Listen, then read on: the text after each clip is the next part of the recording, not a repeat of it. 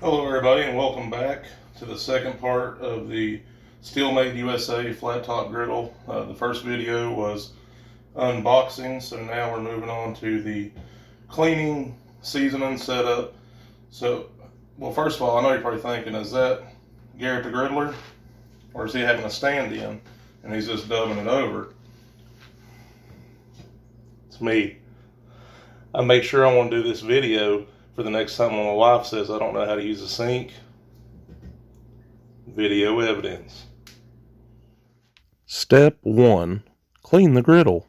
So it's going to be tempting when you first get your Steelmade USA flat top griddle. You're going to want to get it right on the stove. I mean, who wouldn't? That's why you got it. You want to cook on it.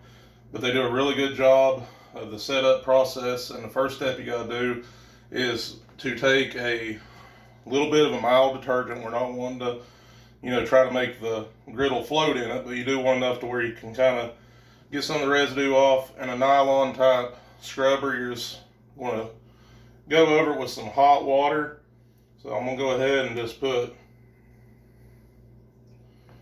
a couple of droplets. This stuff goes far. And you got to watch, because there is possibility of overflow, but this thing's big. So I'm just getting a little hot water. You don't want to keep the water running right now so you don't overflow, but I'm going to go ahead and scrub, and when I get this top side scrubbed, we will go over and turn it over, and we'll do the bottom as well. Turbo scrub.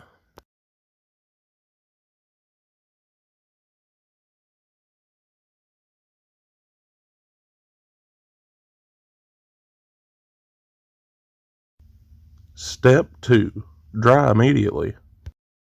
Alright, so we got our griddle washed here per the setup instructions. Next is to take a lint-free cloth or rag and blot dry. You just want to get the water off. So make sure when you're doing this, just try to commit a few minutes. It doesn't take long. The washing part just kind of gets the residue from the manufacturing off. That little layer of oil left over that they use to protect it during transport from rust. We'll be seasoning here in a second anyway. And this right here just kind of gives you a good finish, a good starting canvas to paint your griddle masterpiece. Blah, blah, blah, blah, blah, blah, blah, blah, blah. Step 3. Oven time.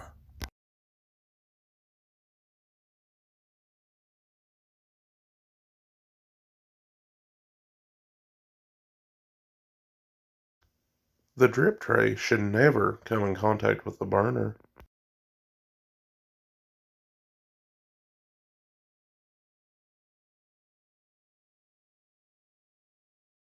Step 4. Oil it thin until it grins. Alright, so back to Griddle 101. Like I said, squirt bottle. This is the one that came in my new set. I got avocado oil. Just a little. Take a scraper. Sorry about the sound. Yikes. Like nails on a chalkboard. But I'm going to keep doing this. I'm going to keep doing this until I get the whole thing covered with a thin coat.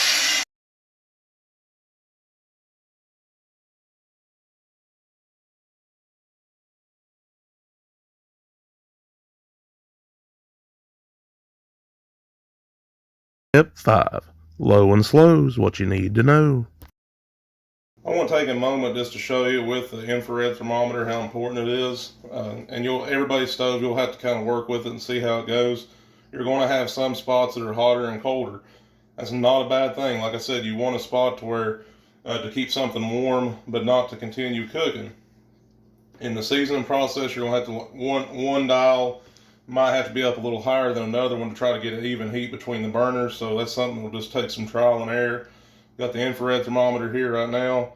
We'll just try it and see what it says. So we just started this. Like I said, it's on medium-low heat.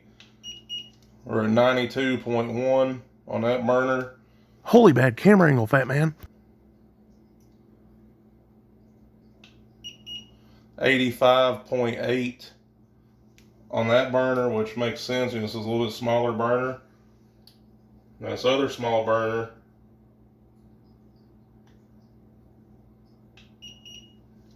is 84.9, so it bounced up, you know, like 85.1, 85.2. They're not perfect, but they're really handy to have. And let's see this one up here, the other larger burner. So it's already up to 102.4, so you know it's going up. Like I said, we're still a ways away from 300, but we're definitely trending towards the right path. So we'll just let this do its thing, and then we'll take it from there. Director's note. All right, so we're 300 degrees, actually a little over 300, closer to 320 when I checked. We're going to do the 15 minutes for the seasoning.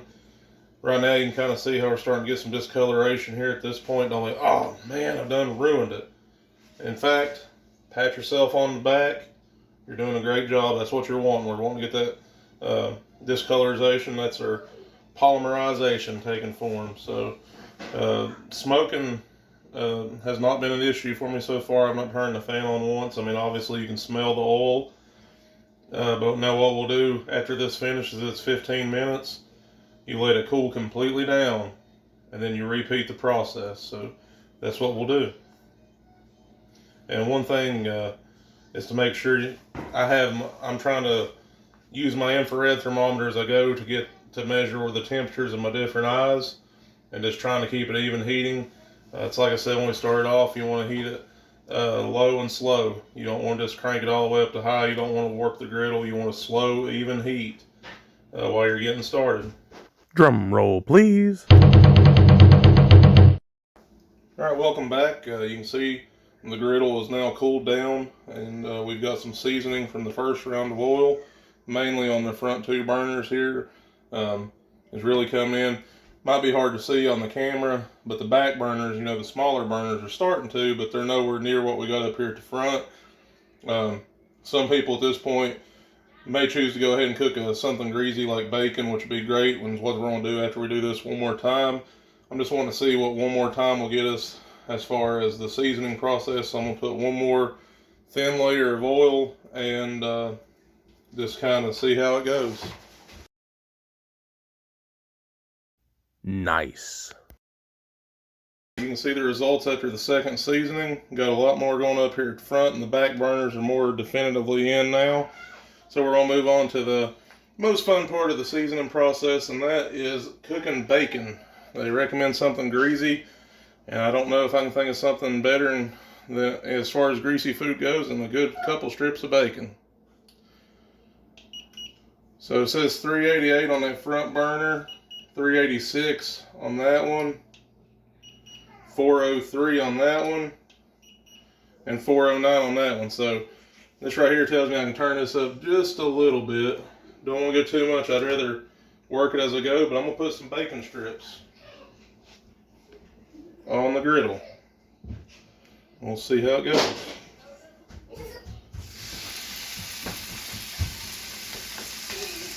You can hear that sizzle? Daddy, Mommy, can you touch me? And we're not going to overdo it on the first time.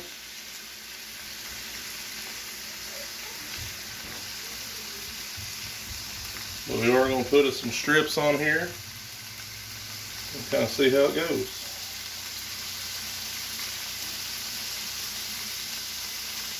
Like I said, till I figure out the grease trap and stuff like that, really that's just my biggest concern. But right now, I'm loving how this bacon's cooking up.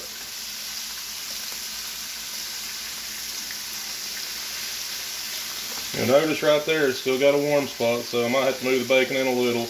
This bacon's room temperature, and that way it won't pull back and shrink as much. I got my bacon pressed, but right now I don't need it. And we're just going to kind of watch this. It's going good, and I like my bacon done but not burnt. So I'm going to watch it. I'll probably turn them a little, and we'll see how it goes from there.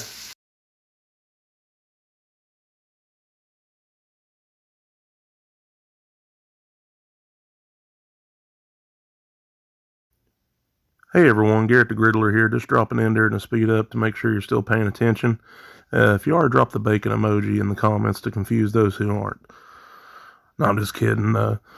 Right here I'm cooking the bacon slow, and I'm just giving that time for the grease to kind of help with the seasoning process there and stay on the griddle while it heats up. It may look like I'm trying to squeeze the life out of the bacon, but all I'm trying to do is apply just enough pressure to where every part of it's touching enough to where it cooks evenly.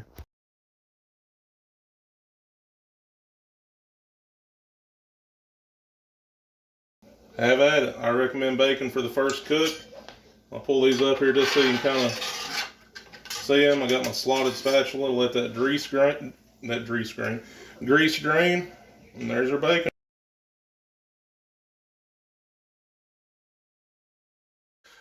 5 spatulas. What? That's right, 5 spatulas. In an unprecedented turn of events, Garrett the Griddler is starting off with the review. So hopefully, don't take it as an opportunity to go ahead and exit out of the video. Just want to give a couple reasons why. I think it's a great product. I'm going to give it a gold PPR. I think it's $179 for what it is. It's competitive when you compare it to even smaller 2-burner models that can be well over $100 depending on the brand. It's convenient to have in the kitchen. I've not had the issue that I thought I would with smoke. It seems like I noticed that more after I've done cooking, maybe like a little bit of a haze than when I'm actually cooking. Overall, not been a problem. The grease trap's not been a problem. You just got to stay on top of it and watch the 5-degree angle on the Pro Series. Don't have that, but the regular ones do. Really helps. Just kind of some runs while you're working with something else. They only recommend, there is some cons to it. They only recommend using pots up to a quart in size. So they'll give you enough to make a little bit of a sauce or something like that. But you're not going to be boiling water on it and stuff on the regular. Pro Series you can, but regardless, either way, that's not going to be an efficient way to do it. A lot of people just buy one of these, a little electric burner. They make them single, two burners like this one. They got induction types. People use electric skillets, whatever. But that does give you an option. There is some other issues with that. If you have an induction type stovetop, it's not going to work on it because it just can't, with the spacers, it's just not close enough to where the induction stovetop can do its thing. If you have a custom type stove, it maybe is a little bit they make custom types for those. That's a little bit different from normal models. I put in there what they expect. It's on the website, really good too. But that way you can assure you get the griddle that is designed just for your stovetop. And another thing to keep in mind too is that it is heavy. Some people that may be a turn off to them, but 30 pounds, it's manageable, especially depending on how your kitchen's set up. I had to take mine off last night to cook some rice because I couldn't find my rice maker. Didn't have no issues. I just set it right next to the table. But some people just may not feel like it's worth the hassle. I don't think, in most cases, from what I see, a lot of people barely ever take it off. They actually make a really nice wooden cover option that's custom made to fit over the griddle. You can get that monogram, different designs, shades of stain and stuff like that. All kinds of stuff, accessories and things. We've got a great website. The material with it is packed well. When you hold it, you're going to realize that they're not trying to sell you some glorified cookie sheet and say it's a griddle. You can tell that it's really good craftsmanship behind it. They seem like a company that would stand by their brand. I've had great customer service on basically just general questions I've had so far. And that means a lot to me. I think it does most people because it seems like you don't see that as much now. So just kind of keep that in mind. Cool thing, I think they say on their website that each griddle purchase supports like 15 American jobs in different ways. So some cool things. Their website's great. If you have some more questions, I'm trying to think as I go here, so I'm sure I'm still missing stuff. Website's got a lot of the frequently asked questions. I think they got a great website. Like I said, I am a Steelmade USA affiliate, but with that being said, I paid 100% of the normal price with my own money. I didn't receive any discounts or anything like that, and I have absolutely zero regrets. But I do ask if you've seen something in these videos that makes you think that the Steelmade griddle is a product you want in your kitchen. I'm going to post my affiliate link, which is the same as their regular website, except it's just got my affiliate number attached to it. If you click on that and make your purchase through that, I do receive a small commission. I'm not going to lie about it. If not, if you don't feel like doing that, you can just type in their website like normal and order. But like I said, the prices and the products are all the same either way. That's just how their affiliate program works. And at the end of the day, though, I hope, even if this isn't the product for you, that you find something that does, because this right here, to me, is revolutionary for my kitchen. I think you could cook up some big meals for entertaining. It's going to be a big conversation piece. Entertaining, sporting events. You can cook some different possibilities are almost endless on a griddle. But it does have, its downside. Heat management and stuff can be a little tricky. Just got to work with it and practice, but it can get a little frustrating at times. I've griddled a lot, and there's some times it got frustrating to me.